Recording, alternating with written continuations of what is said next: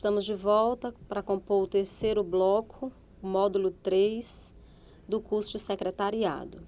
Bom, como vocês vêm acompanhando, trabalhamos já os diversos textos, diversos gêneros textuais, as modalidades nas quais os textos aparecem, as diferenças na linguagem entre fala e escrita e, portanto, este último bloco se concentra especificamente na linguagem escrita. Os alunos de secretariado, portanto, devem ter, mais do que qualquer outra área profissional, um cuidado muito grande, seja com a linguagem falada, a qual nós já trabalhamos, seja com a linguagem escrita, esta que pretendemos descrever alguns passos neste bloco. Bem, então, qual o cuidado que se deve ter com a expressão escrita, com a linguagem escrita? Em primeiro lugar, um planejamento do texto. Todo texto deve ser planejado, deve haver um projeto de texto, seja ele qual for, desde o projeto de texto da escola, nas séries iniciais, um texto de vestibular e, principalmente, um texto utilizado no ambiente de trabalho, ele deve ser planejado. Por mais que ele seja repetitivo, por mais que ele venha de um manual e pareça ter uma receita, deve ser planejado para evitar problemas de informação, para evitar incoerências, mal entendidos. Texto, principalmente o texto da área do secretariado, que são as redações oficiais, elas precisam ser objetivas. Nada de textos literários, de textos metafóricos, de textos que se diga por inferências. Não, o texto da área do secretariado tem que ser um texto claro, tem que ser um texto objetivo. A adequação da linguagem, não se pode escolher, optar por uma linguagem informal ou uma linguagem formal nos textos que nós utilizamos, seja no ambiente acadêmico, seja no ambiente profissional do secretariado. A adequação da linguagem deve ser à norma culta, que se chama padrão, mas a norma culta formal da escrita. Então, devem ser observadas todas as pontuações, deve ser observada todas as concordâncias, as regências, enfim, deve estar adequado a um texto escrito na linguagem formal, na linguagem culta.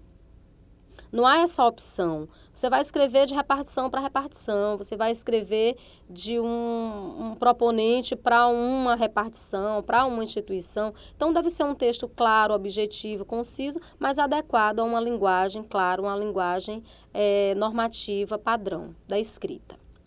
A estética do texto. Nós estamos, nesse bloco, pensando principalmente nos textos acadêmicos, que são textos que com os quais sempre vamos nos defrontar, e com o texto oficial, com a redação oficial. Então, tem uma estética, tem um formato, embora cada texto seja único, cada texto possa extrapolar esse formato, nós temos que seguir um padrão, seguir um modelo, uma estética que existem nesses textos. Para isso, eu sugiro que vocês recorram a um manual de redação técnica. Na página tem disponibilizado tanto o site, que é de domínio público, o site da Presidência da República, como o próprio manual da Presidência da República, que é aquele manual que a gente toma por referência, onde lá nós vamos encontrar todas as formas e indicações e orientações para o escrever uma redação oficial. Com relação ao repertório vocabular, o nível do vocabulário, é também um cuidado muito importante. É muito comum no nosso dia a dia conversarmos com as pessoas, por mais que que haja um grau de formalidade entre essas pessoas, você tratar por você tratar por tu, enfim, isso numa situação informal, numa situação cotidiana, numa situação de fala. No entanto, numa situação de escrita, numa situação de documento, você não pode se dirigir a uma outra pessoa por tu, por você, por apelidos. Então, tem que ter um cuidado com o nível do vocabulário e com o próprio repertório vocabular. Tá? Então, é preciso usar, de fato, os pronomes de tratamento, é preciso fazer referência a essas pessoas com os nomes que, de fato, fazem referência a essa pessoa no seu ambiente de trabalho. Então, nesse bloco, a gente fala, propõe basicamente esses textos. Na apostila, vocês vão encontrar alguns textos mais acadêmicos. São roteiros. Por que roteiros? É um texto escolhido, é um gênero textual escolhido para a área de secretariado. Porque o secretário executivo, o secretário de uma pequena ou de uma grande empresa, seja ela qual for a empresa, esse profissional ele vai lidar com agendas, ele vai lidar com a organização da empresa, não só com o atendimento, mas com a organização da empresa, né? Com o trâmite, com a burocracia administrativa da empresa. Então, é ele que vai cuidar de toda essa parte de relatório, de cerimonial, de viagem, dos eventos. Então, é preciso ele também saber fazer. Ah, é só marcar? Vamos fazer um evento, é só marcar a data, o local? Não, é planejar. Então, tem todo um esboço no papel mesmo de como esses eventos vão acontecer, de como essas viagens vão ocorrer, se vai ser utilizado no ambiente profissional, tudo isso deve ser planejado, tudo isso deve ser colocado em papel e escrito. Então, aí na apostila vocês vão ter alguns modelos desses roteiros, né? O relato ele não está necessariamente, não é uma redação oficial e nem está necessariamente nesse âmbito profissional, mas a gente contempla. Por quê? Por que nós contemplamos? Porque tanto o relato quanto o relatório, eles vão esboçar, informar ações cotidianas ou ações de um evento específico, de uma atividade específica, importante e que precisa ser registrada. Então, esse relato, é claro que ele pode acontecer de forma oral, mas dentro de um ambiente de trabalho é necessário que tudo seja documentado, que tudo seja guardado, não é? E ele é um texto, uma espécie de como se fosse uma ata, no que é mais oficial, que é uma redação mais técnica, mas basicamente no mesmo cunho, de informar, de priorizar as ações, detalhar as ações que ocorreram, mas um texto mais despojado, um texto mais informal, embora deva ser construído numa linguagem culta. Nós temos também a resenha. A resenha não está no ambiente profissional, mas está no ambiente acadêmico. E a gente não poderia deixar de ressaltar a resenha, porque é um texto hoje muito usado para publicações. O aluno que está fazendo um curso, seja presencial, seja EAD, ele também está envolvido em outras atividades extra-classe, extra-instituição. Ele participa de eventos, ele participa de congressos. Então, a resenha é um texto sucinto, em que você vai não só descrever pontos importantes de uma obra, mas fazer o seu posicionamento crítico em relação àquela obra. A obra que pode ser um outro texto escrito, um livro, mas pode ser qualquer obra também, um CD, um show, uma reunião, enfim. Todo acontecimento pode ser passível de uma crítica. E essa crítica impessoal você vai fazer dentro de uma resenha, que também na apostila tem todos os passos, junto com os slides que trazem também outros modelos de resenhas científicas. O currículo é outro gênero textual contemplado no material, o qual a gente chama atenção, porque é importante que o aluno que sai de um curso, de uma graduação, de um curso técnico, seja qual for o curso, ele saiba fazer um currículo. Ele precisa saber fazer um currículo. Quer dizer, o currículo não é um texto em que você vai colocar toda a sua vida ali dentro, não é um memorial, tá? O currículo é um texto sucinto, tem uma estética própria, né, por itens, em que ali você descreve, você detalha dados, fatos importantes que vai lhe servir para aquilo que você almeja. Então, você tem muitos cursos, você tem muita informação, você tem muita formação, muita coisa que você pode colocar no seu currículo. Mas será que tudo isso vai servir para aquela vaga, para o que você de fato está almejando? Então, seleciona, faz um recorte. Não é interessante aquele currículo que vem com 50, 100 páginas. O currículo é um texto sucinto.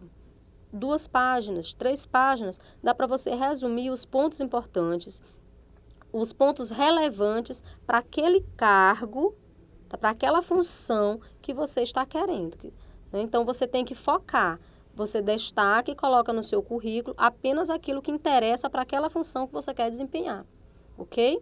Uma foto discreta, uma foto que mostre o seu perfil de fato e que seja sucinto. E numa linguagem, claro, sempre formal, culta, baseada nessa linguagem profissional que nós estamos tratando. Bom, enfim, vamos falar das redações oficiais. Que redações são essas, que textos são esses, com os quais os alunos de secretariado podem lidar no seu dia a dia?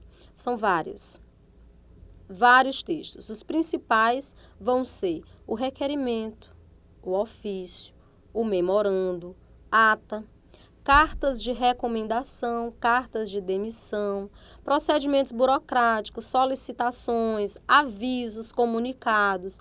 Cada texto desse, gente, tem uma forma.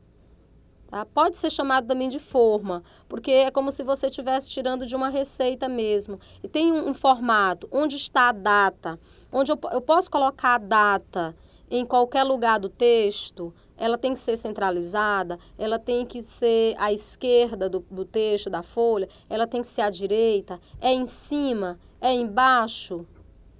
Eu posso assinar, onde fica a assinatura é centralizada, em todos eu posso colocar atenciosamente a data, o destinatário, o assunto, são itens que vão aparecer. Geralmente aparecem nas redações oficiais e são modelos, são textos, são gêneros textuais que praticamente, não é que seja impossível a gente saber fazer, mas é praticamente inevitável, não é desprezível que você tenha um manual ao lado. Tá? Porque, por exemplo, o requerimento é um texto que é muito recorrente no ambiente profissional, nas empresas, e o requerimento ele é um texto mais solto. Quem pode fazer o requerimento? Uma pessoa comum para uma instituição, uma pessoa de fora, uma pessoa de dentro da própria instituição, solicitando a um chefe, pedindo alguma coisa a outro departamento, a outro setor. Tudo isso pode ser feito por um requerimento, que tem o seu formato específico. Diferente do memorando. O memorando é feito dentro da própria instituição, de um departamento para outro. O ofício é também uma redação técnica, uma redação oficial de instituição para instituição. Observação, o memorando e o ofício são institucionais, o que diferencia um do outro, por exemplo? Será que o secretário ele pode expedir um ofício? Ele pode assinar um ofício? Praticamente nenhum desses documentos, vamos dizer assim, é o secretário quem assina. O secretário ele é a pessoa que elabora os documentos, que faz, que digitaliza, que imprime, que entrega ao seu chefe para ele assinar. Tá? Então, tem que também ter muito cuidado com essa parte burocrática dentro da empresa. Então, o ofício é um documento que tem todo um rigor, que tem toda uma forma diferenciada, um modelo específico, assim como o memorando também. E que devem ser assinados pelos superiores, pelas pessoas de fato responsáveis. Então, o papel do secretário é saber redigir, saber a linguagem adequada desses documentos. Então, vocês vão encontrar no manual de redação oficial da Presidência da República todos os modelos, todas as formas, todos os lugares estabelecidos, medidos, qual é a distância, qual é o tratamento. Todas as formas de tratamento estão nesse manual, disponibilizado para vocês na página do curso e também disponibilizado no site do planalto.gov.br, que é o site da presidência. Então, todos vocês podem ir lá, consultar, ver o formato, adequar. O que é que nós vamos mudar? A adequação, os pronomes de tratamento. Então, os pronomes de tratamento, por exemplo, é um assunto à parte. Você tem que usar o pronome adequado à pessoa, à personalidade a quem você está se dirigindo no seu documento. Um outro documento que o secretário usa muito, né, seja numa reunião simples de uma escola, por exemplo, seja numa reunião de uma grande empresa, de uma multinacional, com o chefe, não importa o grau de formalidade. A ata é sempre um documento válido. O que é a ata? Um documento simples, um texto corrido, que você descreve, relata tudo o que aconteceu, por extenso. Então, você vai começar datando, você vai começar localizando o espaço de onde ocorre a reunião, de onde ocorre o evento. Então, você data aos 6 dias do mês de novembro, ocorreu isso, estiveram presentes X, Y, Z. Então, você relata todos os presentes, todos os acontecimentos e, no final, né, subscreve-se a ata e todos os presentes assinam. A ata é um texto que tem validade quando tem a assinatura de todos os membros presentes na reunião ou no evento, ou os membros representantes. Então, o secretário ou a secretária é um dos membros importantes dessa reunião. Ele vai assinar. Cartas de recomendação e cartas de demissão. Não é que esses textos sejam redações oficiais do nosso dia a dia, sempre, toda hora, mas são textos que aparecem, que são desse âmbito, dessa esfera profissional.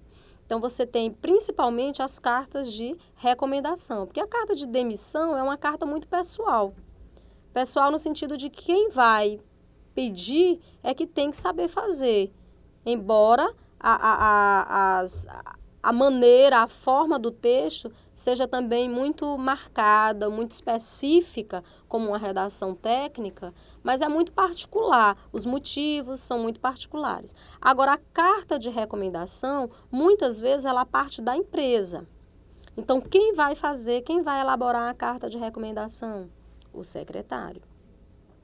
Então, ele também, mais uma vez, precisa saber que é um texto em que ele vai usar a impessoalidade, por mais que ele esteja recomendando, por exemplo, um amigo de trabalho, uma pessoa querida, ele sabe que vai ter que usar da impessoalidade, da objetividade, tá? Da forma mais discreta possível elaborar o texto, da forma mais discreta possível fazer a recomendação. Não uma recomendação pessoal, mas uma recomendação profissional, porque a carta de recomendação ela sempre parte de uma empresa ou de um empregador, né? Claro.